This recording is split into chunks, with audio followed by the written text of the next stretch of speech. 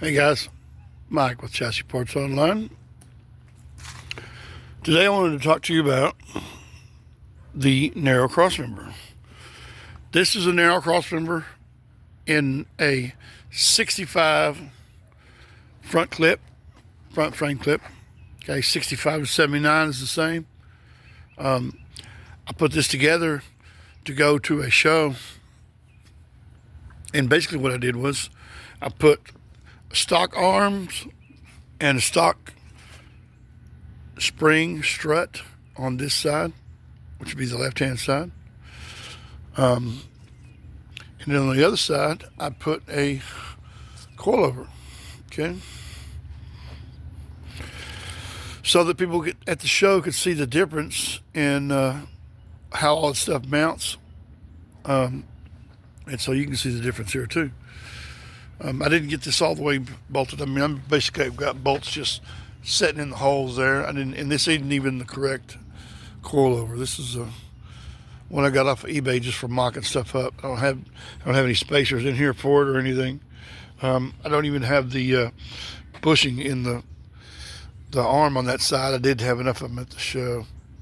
I did have enough to bolt that side up, but there's not even an inner sleeve in the middle there to line that up.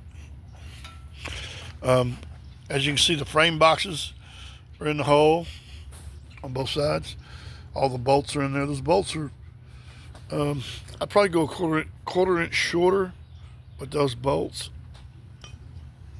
so they don't stick out so much. But you can see how everything fits. Rear arm mount fits like that. These are holes that are already in the frame. They're 3/8 in the frame, so you just need to drill them out to 1/2 inch.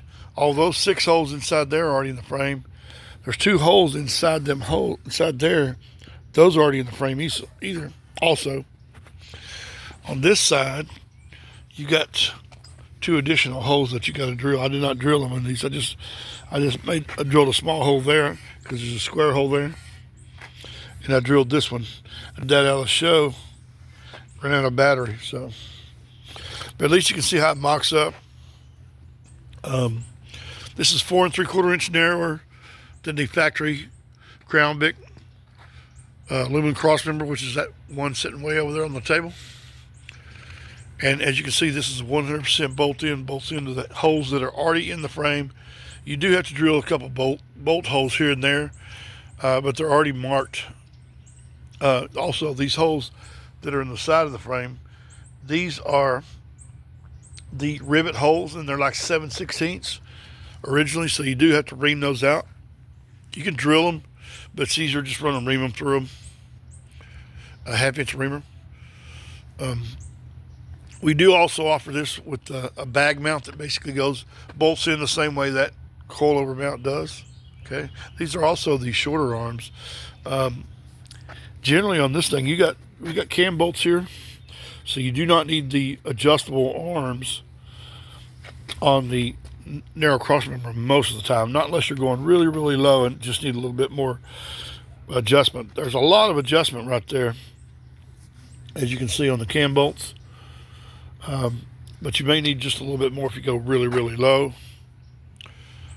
And that's where the adjustable arms would come in handy.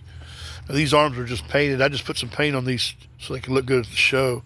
You can see I threw this thing in the back of the truck, had stuff leaning on it, scratched it all up. It was powder coated. It would look a little bit nicer. But I'm going to make a display out of this. I'm going to weld a brace across the back of the frame. Then I'll weld a brace across the front so I get rid of this bar here. Square that all up and put it on a stand. Then I can roll in and out of the trailer when I take it to a show.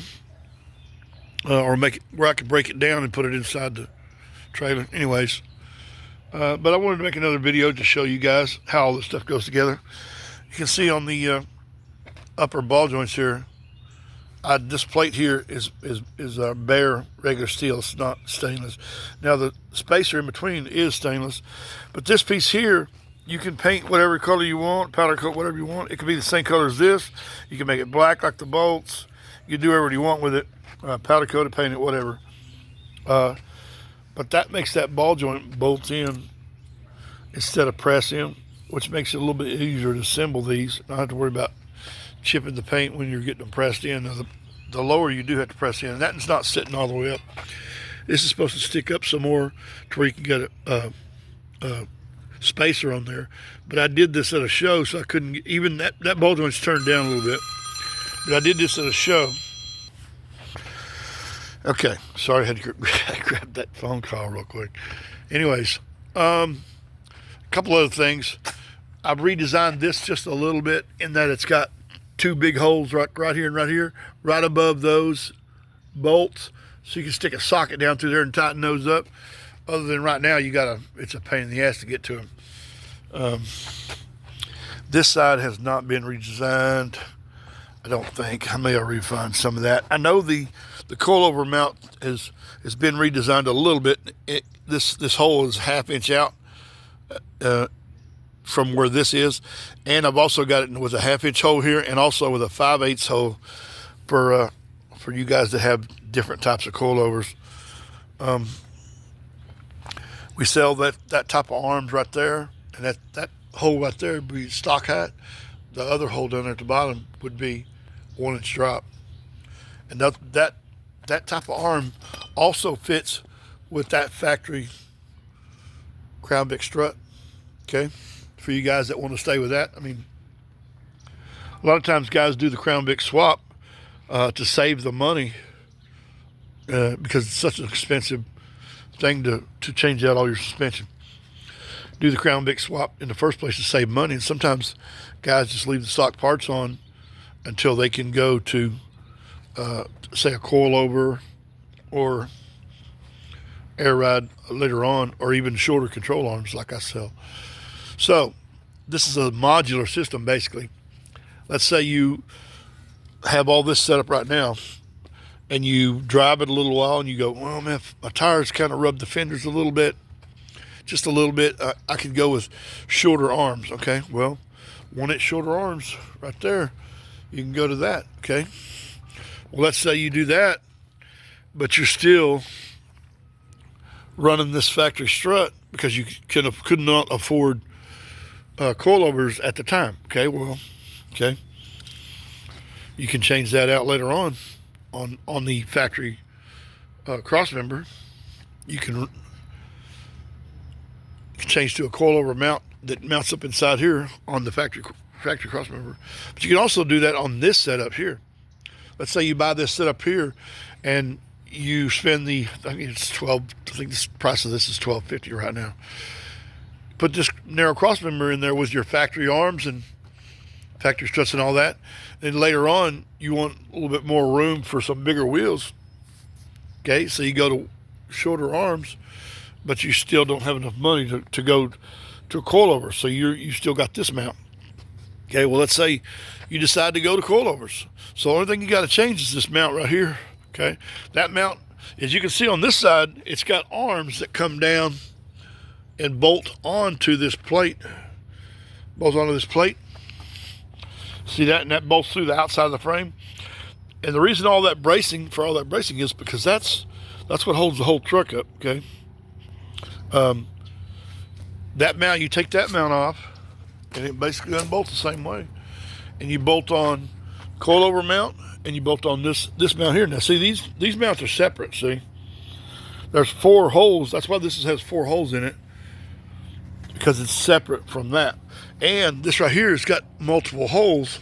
See, you can move this up or down to dial in the ride height you want. Once you get it like you want it, you can also dial in your height down on with your spanner down on the bottom of your there. Same thing for the bag mount. Bag mount bolts on the same way, and it's adjustable up and down 1 hole.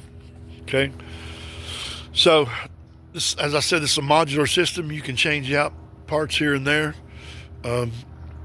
You can go start with that and go to that.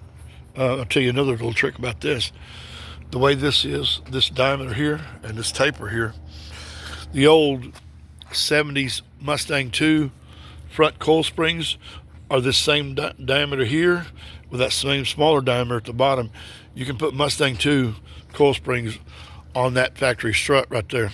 I think 10 or 11 inch, 450 pound probably is the most popular one, but obviously it depends on what motor you're running, how stiff the front end you want to be.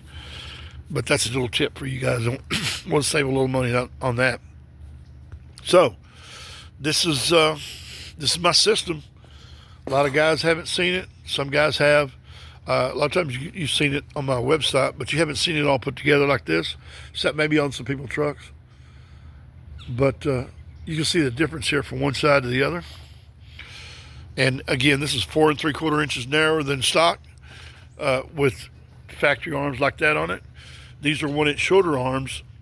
So if you had that on both sides, your hub to hub face mount from one side to the other is the same as the Ford truck came with from the factory, about 60 1/4, 61, depending on the year and what truck it is. Anyways, so you got any questions on this? Let me know. Mike at Chassis Parts Online. See you. Peace.